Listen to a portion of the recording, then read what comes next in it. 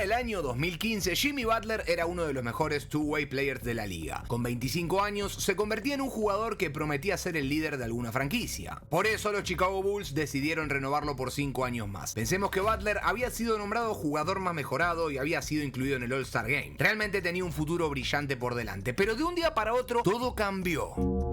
Jimmy empezó a exigir cosas las cuales Chicago Bulls no pudo cumplir. Por ejemplo, estaba la incorporación de un nuevo coach que no tenía buena relación con Butler y Jimmy por su parte lo dejó en claro. Es Fred Hoiberg o yo. Y con todo el derecho del mundo se pueden quedar con Fred. Es por eso que de un momento para otro el panorama de Butler cambiaba y a pesar de haber renovado con los Bulls, el equipo lo traspasaba a Timberwolves a cambio de Zach LaVine, Chris Dunn y un pick de primera ronda. Ahora en Minnesota todo debería haber cambiado. La temporada comenzaba y Butler lo hacía muy bien, finalizando su primer año con 22.5 rebotes y 5 asistencias, quedando en el top 10 de los candidatos al premio MVP. Pero al igual que pasó en Chicago, de un día para otro todo cambió y las exigencias de Jimmy empezaron a hacerse notar. Primero argumentó de que había algunos compañeros que no daban el máximo, que no entrenaban duro y esto se veía dentro de la cancha. Esto lo dijo haciendo referencia a Karl Anthony Towns, quien había llegado a la liga tan solo 2 años atrás y muchos decían pisaba fuerte para ser el próximo líder del equipo por encima de Butler. De todas maneras, Jimmy se quejó, pero hasta ahí, decidió callarse y seguir jugando. Aunque igual esa incomodidad por el poco esfuerzo de sus compañeros le seguía molestando. Un día, cuando se tuvo que sentar a renegociar su contrato, se enteró por la prensa que unos días antes los Timberwolves habían firmado la renovación de Andrew Wiggins, la joven estrella que había sido drafteado con el pick 1 y tras 3 años parecía ser el futuro del equipo junto a Cat. Lo malo de esto es que el dinero que le habían ofrecido a Wiggs era por una suma superior a la que le habían ofrecido a Jimmy. La oferta en cuestión que le habían dado a Butler era 4 años y 100 millones. Y ahora sí, el jugador lo dejó bien en claro. ¿Quiero más dinero o quiero más años de contrato garantizados? Y Minnesota no estaba de acuerdo con eso. Para peor, unas semanas después a que Timberwolves haga la oferta hacia Jimmy, se dio a conocer la noticia de que la franquicia le renovaba contrato a ni más ni menos que Karl Anthony Towns por también un monto superior al que le habían ofrecido a Jimmy. Esto terminó de molestar a Butler, quien decidió mostrarse descontento con la situación y decidió no renovar con Minnesota. Además, tomó una decisión que quizás puede ser algo polémica. Días antes del inicio de la temporada 18-19, ya con los jugadores retomando los entrenamientos del equipo, Butler se ausentaba. Tom Thibodeau, quien era el coach de Timberwolves por aquel entonces, estaba sorprendido y no comprendía qué es lo que estaba pasando. ¿Por qué todos sus jugadores estaban de regreso, se preparaban para la pretemporada, pero no había noticias de Jimmy? Pero un día el jugador finalmente cayó al training camp y cuando todos pensaron que iba a entrenar a la par, no. Decidió apartarse del grupo y quedarse en una esquina recibiendo masajes mientras todos corrían y realizaban los ejercicios. Butler se quedó ahí relajado hasta el momento en el que el coach Tibbs dijo: es momento de probar las alineaciones, juguemos un 5 contra 5. Fue en ese momento que Jimmy salió de la camilla y dijo: yo voy a jugar. Thibodeau entonces confirmaba los equipos y el de titulares estaba conformado por Jeff Teague, Jimmy Butler, Andrew Wiggins, Taj Gibson y Karl Anthony Towns. Lo esperable era la rotación que se venía utilizando la temporada anterior. Pero instantáneamente Butler pegó un grito, lo interrumpió y dijo: no, yo no voy a jugar con ellos, que juegue Derrick Rose por mí, yo voy a jugar con ellos. Y señaló a un grupo de jugadores de la G-League que claramente no eran conocidos y tampoco estaban en consideración para ganar minutos esa temporada. El entrenador dijo: ok, vamos a jugar, y en el primer salto inicial se escucha un grito de yo me quedo con Cat. Y sí, era Jimmy, avisándole a sus compañeros a quién iba a marcar. Eso era lo único que le importaba. ¿Y qué pasó en la primera posesión? La pelota vino justamente para Anthony Towns, pero Butler se le tiró encima rápidamente y le robó el balón para luego conseguir un doble. Jimmy estaba desatado y empezó a festejar los puntos de manera muy efusiva, gritándole en la cara al general manager y a todos los dirigentes que estaban en el gimnasio en ese momento: será mejor que me paguen, yo soy así, yo soy el mejor. En un momento Karl Anthony Towns decidió tomar la pelota y atacar a Jimmy. La jugada le salió bien y fueron 2 puntos para Cat, que festejó haciendo un gesto de too small, haciendo referencia a que Butler era demasiado pequeño y que no podía defenderlo.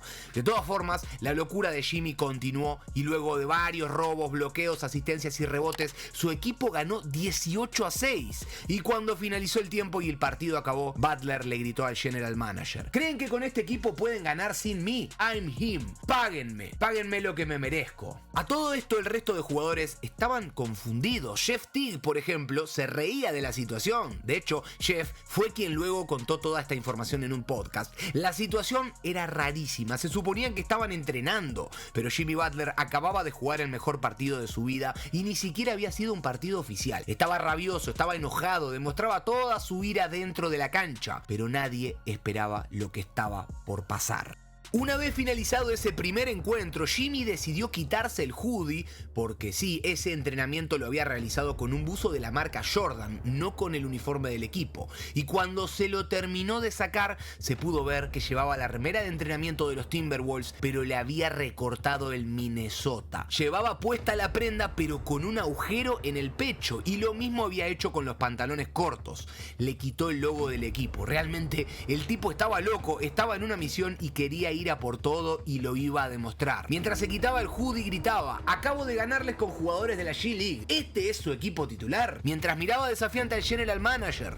Una vez finalizado este partido, todo el equipo titular quería la revancha, pero Tibbs hizo que Butler y la G-League jueguen otro partido contra otro equipo para calmar las aguas, al cual obviamente igual el equipo de la G-League y Butler volvieron a ganar con facilidad. Y cuando terminó el enfrentamiento, Jimmy abandonó la práctica sin siquiera irse a las duchas. Lo increíble de todo esto es que una vez finalizado ese entrenamiento, los jugadores se bañaron, se cambiaron y cuando salieron estaba lleno de reporteros esperando para tomar declaraciones. Sí, se había enterado todo el mundo y para peor, Jimmy Butler ya había arreglado una entrevista con ESPN para esa misma tarde. En el living de su casa, el jugador recibió a la periodista Rachel Nichols, a la cual le explicó: sí, hoy en el entrenamiento maté a todos los titulares, les gané con un equipo de la G-League. Realmente fue la meada más grande de la historia. El tipo les había ganado en el entrenamiento, se había ido a la casa sin bañarse y después los dejaba expuestos en el canal más popular de deportes. Estas declaraciones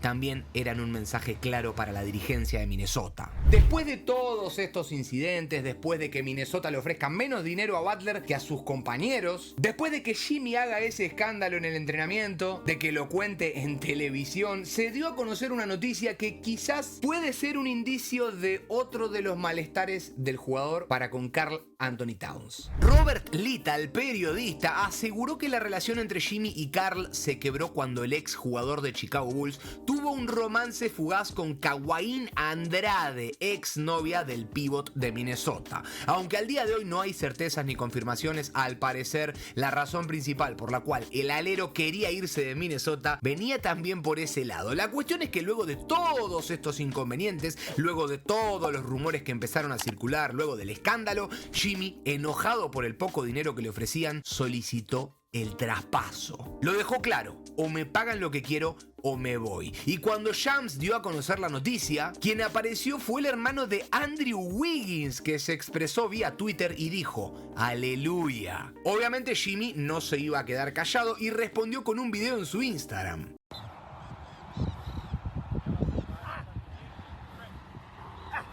Hallelujah. Keep that same energy. Luego de eso, quien habló fue Andrew, que subió una historia en la cual decía: los viejos siguen hateando como si fuesen alguien especial.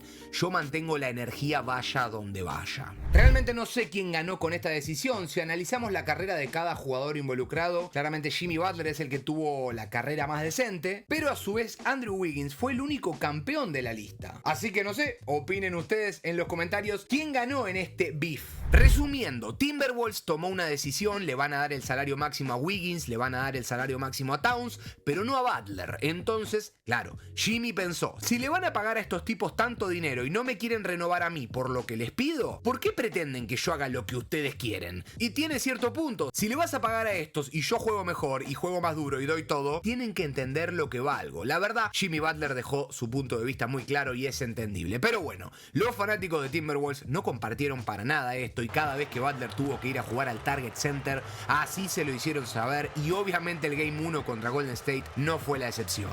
De todas maneras, para cerrar el video me gustaría dejarlos con la justificación de Jimmy Butler de todo este escándalo, porque tiene un punto. En esa entrevista junto a Rachel Nichols, Jimmy dijo lo siguiente: I haven't played basketball in so long. and I'm so passionate, and I love the game, and I don't do it for any other reason except for to compete and go up against the best to try to prove that I can hang. So all my emotion came out at one time. Was it the right way to do it? No, but I can't control that when I'm out there competing. Like, that's my love of the game. That's raw me at my finest, me at my purest. That's what you're gonna get inside the lines. Y antes de finalizar, dejó una conclusión que hasta puede servir para la vida misma, Escuchen. I think that I was honest. Was I brutally honest? Yes. But I think that that's the problem. Everybody's so scared to be honest with one another. If you didn't like the way that I handled myself in practice, one of the players come up to me. Somebody say something. Anybody. I'm not going to take it offense. It's not personal. Jimmy, you shouldn't have done that. Yeah, you're probably right. I would have said, I ain't hooped in I don't know how long. I'm passionate about it. I love the game and I love to win. And that's all I was out there doing, was competing, playing hard,